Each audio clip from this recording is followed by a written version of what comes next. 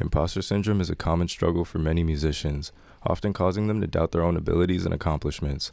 I would know because I'm one of them.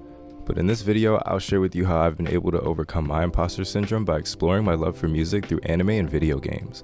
I never really thought my story was very special, but growing up and not being a kid anymore really forced me to take a look back and acknowledge all the things that made me me. So by sharing my story, I hope to inspire other musicians who've been struggling with imposter syndrome and hope they can find their own sources of inspiration and validation. I've been a fan of anime for as long as I can remember, and through watching multiple series, I found that a lot of stories highlight essential principles for the heroes to prevail. So if I was to make a list, it would go something like this. 1. Define your dream. Certain anime characters are often driven by a specific goal, dream, or traumatic accident, whether it's to become the greatest ninja or the strongest hero. Similarly, you should define your own dream and make it as specific as possible. Why do you care so much about this thing you want to do? What made you feel so entitled to your feelings of urgency to pursue this passion? How has your life and perspective changed since you discovered your love for music? 2. Believe in yourself. Characters who are initially uncertain about their abilities often find strength and confidence through their experiences. You should also believe in yourself and your abilities, recognize your strengths and weaknesses, and work to improve yourself. 3. Work hard. Take inspiration from their determination and don't give up in the face of adversity. Remember that achieving your dreams is not easy, but it is possible with hard work and perseverance. 4.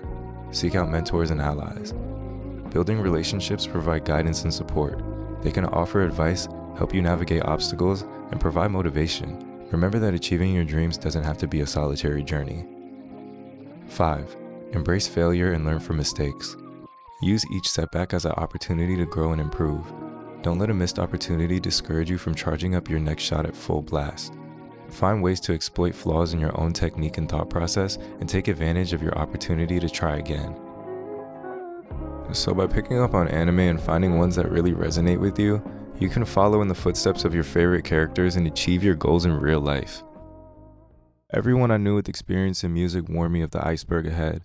Whether it's producing, composing, vocal comping, drum compression, creating complementary tonal textures, sound design, mixing, mastering, singing, rapping, etc. It all seemed very clear to me that in order to become the musician I wanted to be, I needed to understand all of this. With all that terminology I just dropped not even being the tip of the aforementioned iceberg, you can imagine how much I didn't even know I didn't know. On top of that, the way I make music is so loose and undefined most of the time, it was really hard for me to know what techniques and components of music were really essential for my specific use case, limited resources, and knowledge. I did what anyone would have done and went straight to YouTube and watched a bunch of motivational TED Talks and anime with typical shonen protagonist tropes. Then I stumbled upon this.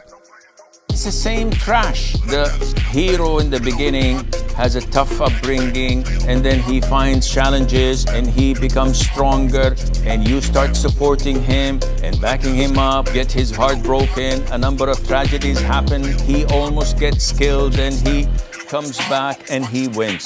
The same old crap. Excuse my French. 海賊王になるのは俺だ!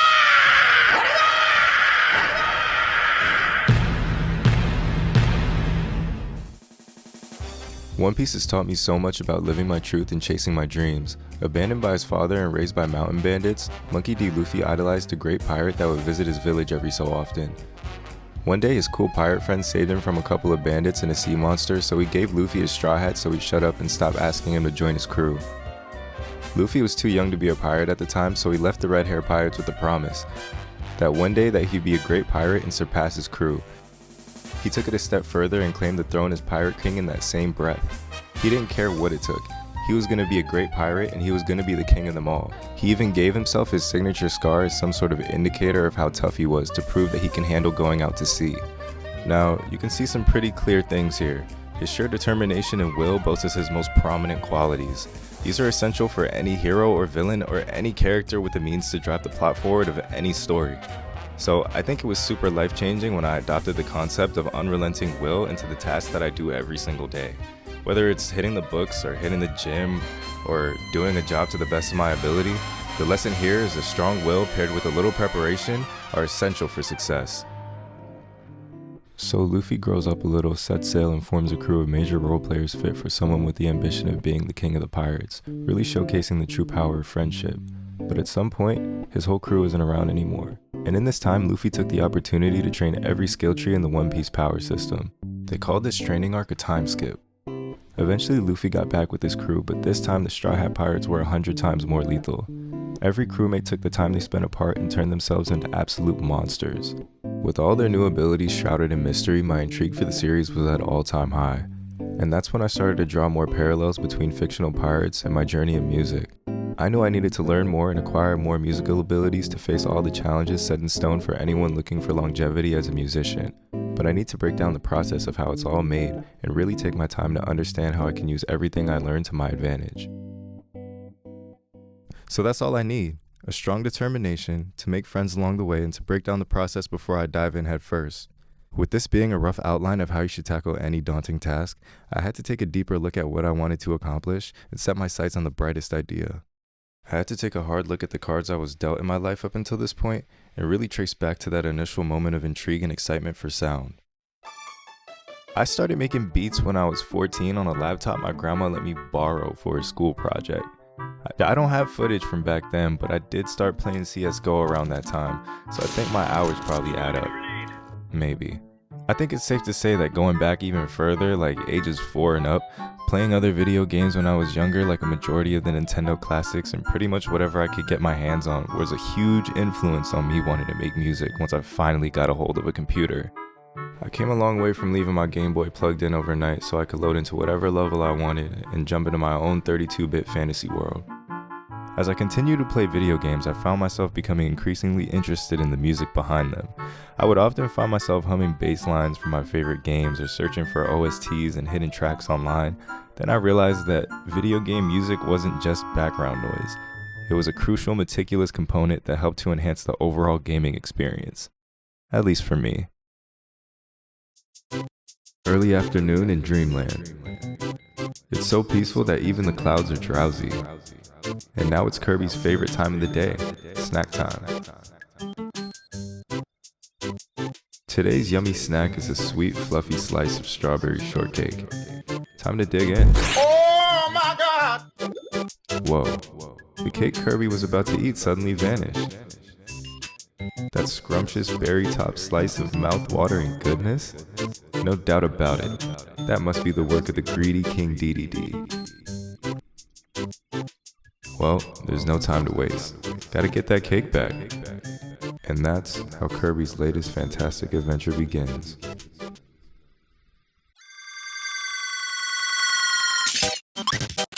Kirby Squeak Squad launches you and Kirby into Dreamland with bright and upbeat instrumentation. The use of digital instruments such as flutes, bells, and xylophones create a playful and lighthearted tone that fits the whimsical nature of the Kirby franchise. Additionally, the music's fast-paced tempo and syncopated rhythms give a sense of excitement and urgency to the gameplay, driving the player forward and keeping them engaged. I mean, who wouldn't be?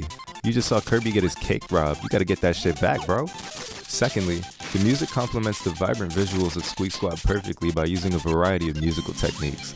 The staccato notes and arpeggiated chords in the music mirror the sharp and angular designs of the game's levels, while the use of legato phrases and other sustained notes could be seen as complementary to the soft and rounded features of Kirby and his enemies. The music also varies dynamically to match changes in gameplay, such as changing the key from minor to major when Kirby collects treasure or when he defeats a boss.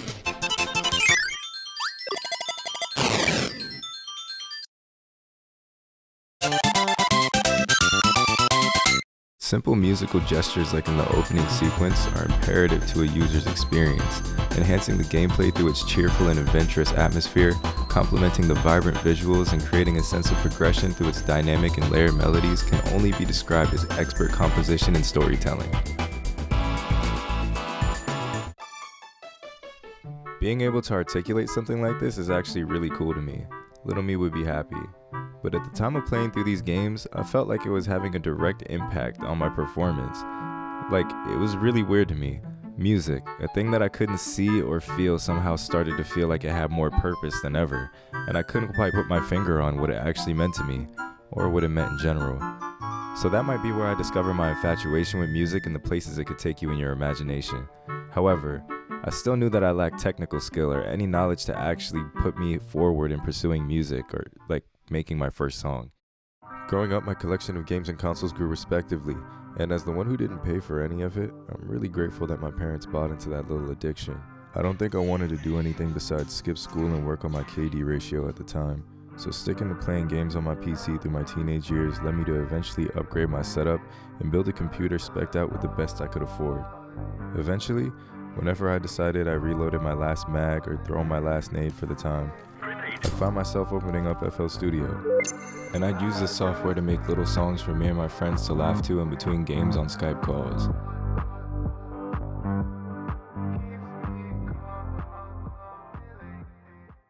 So I've been making music as kind of my main thing these past couple years.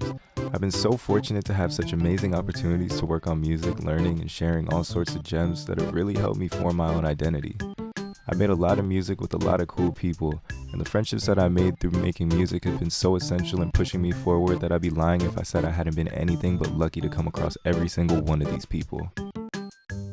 Sharing my music with others was a significant turning point in the start of me making music. It took a career in music from bright idea to great idea to main idea. Initially, I was still hesitant, but I slowly gained courage as I shared music with friends and family. I received positive feedback which helped me build my confidence and my musical abilities. It also helped that most of my first attempts at music were purely comical, so regardless of the reaction I got, I could always just brush it off and say it's a joke, to protect my feelings. I continued to share my music with more people and began to put my real feelings and thoughts behind the tracks I was producing. I started doing that for shock value amongst my friends because I make a bunch of silly songs and then I turn around and talk about depression or relationship issues and whatever darkness comes with that. The positive and constructive feedback from my friends and collaborators gave me the motivation to continue making music and help me overcome any initial fear of judgment. But it also helped me realize that the music I make is for myself and my own enjoyment. Throughout every opinion I've received on my music, nobody's word has ever meant more to me than my own. Maybe that's an ego thing, but I trust in my taste and I know that I'll make the best call. Discovering that I could produce a track from start to finish really validated my feelings of ownership over my music. I began to feel like the music I was making is representative of the time that I'm living in and not my skill or talent as an artist. I began to recognize performance skill gaps among artists with control and understanding over their entire process versus artists that fixate on results and the vanity and social status that comes with being a recording artist. As I continued to make music and share it with others, I began to experiment with different genres and sounds with people around me.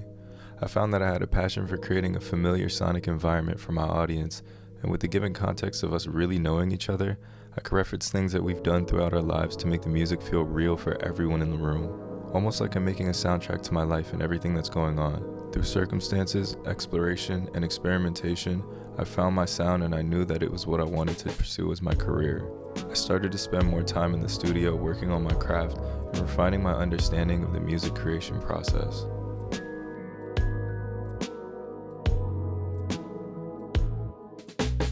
There were times where I felt discouraged and wanted to give up, but I knew I had to keep pushing forward. No matter what hardships I faced musically, I forced myself to adapt because I know the possibilities in music are endless. So yeah, it does get hard and you'll catch a headache every once in a while, sometimes end up with terrible results. But while on a journey to perfect my craft, I didn't expect anyone to cry for me. Pursuing music isn't easy. It requires a lot of time, effort, and dedication. And from what I've learned from making music all these years is you've either got to give it your all or pay someone else to do it. I know I'm not the best piano player, but if I need a piano on a track, I'm probably the only one that's going to figure that out for me for free. So I decided to throw myself in the gauntlet and learn to make everything from scratch so I could treat this music thing like a video game and play it on hard mode. Success in the future. I've seen for myself the results of recording sessions that I've done or tips that I've shared with peers that have allowed them to leap forward. Seeing people around me go on to have their own live performances, collaborate with upcoming artists, and make full-time livings off their music has really given me the reassurance that I'm doing the right thing with my life. And that's where I'm at. Expanding my horizons and shameless promotion. This is the first time I made a video like this, and I've had a lot of fun working on it the past couple days. But with writing and editing taking up all of my conscious hours, I had to take a moment to remember why I started this video in the first place. I never really made an effort to put myself out there as a producer, and recently my imposter syndrome is in full effect, but I knew that watching a highlight reel of my journey so far would give me the confidence to embark on a new adventure. So, I'm putting together my first beat pack, and I'm not sure if it's going to be out by the time I release this video, but I promise I'm working on it. And it will be available on my website, yerkmusic.com, soon. And if it isn't, then keep up with me on Twitter, @yerk. I don't have much of a following on there, so if you hit me up, I'm probably gonna reply. I've got a couple cool songs coming out for Q1 2023, so be sure to follow me on Spotify and all that good stuff. Thanks for watching.